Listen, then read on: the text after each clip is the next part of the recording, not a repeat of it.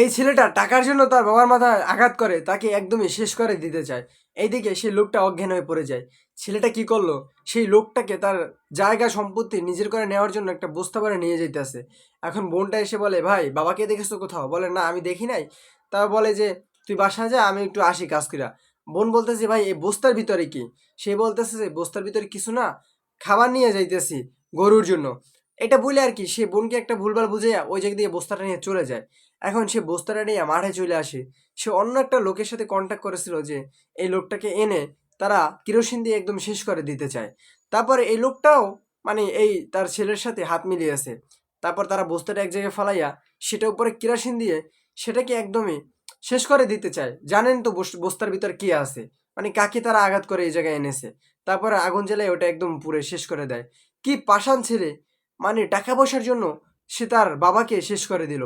এইদিকে বোন বাসায় বাবাকে খুঁজে না পেয়ে সে নামাজে দাঁড়ায় গেল, নফল নামাজ পড়ার জন্য সে দাঁড়ায় গেল নামাজে।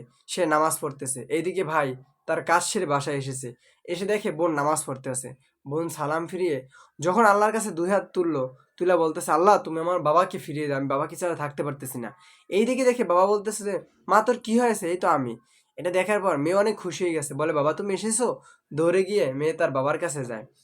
এটা দেখার পর বাবাকে বলে যে, বাবা আমি তোমাকে অনেক খুঁজেছি, পাইনি, তুমি কোথায় ছিল? বলে যে, আমার কিছু হয় নাই, আমি এখানে ছিলাম।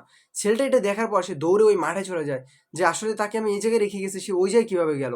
এইদিকে সে অদৃশ্যভাবে হঠাৎ তার কল্পনা মনে পড়লো যে আমার বোনকে দেখেছে নামাজ পড়ে আল্লাহর কাছে চাইতে। এই জন্যই কি এমন হয়েছে? আল্লাহ কি চাইলে সব পারে? আল্লাহ কি আমার বাবাকে এরকম করেছে? এটা দেখার পর ছেলেটা অনেক ভয় পেয়ে যায়।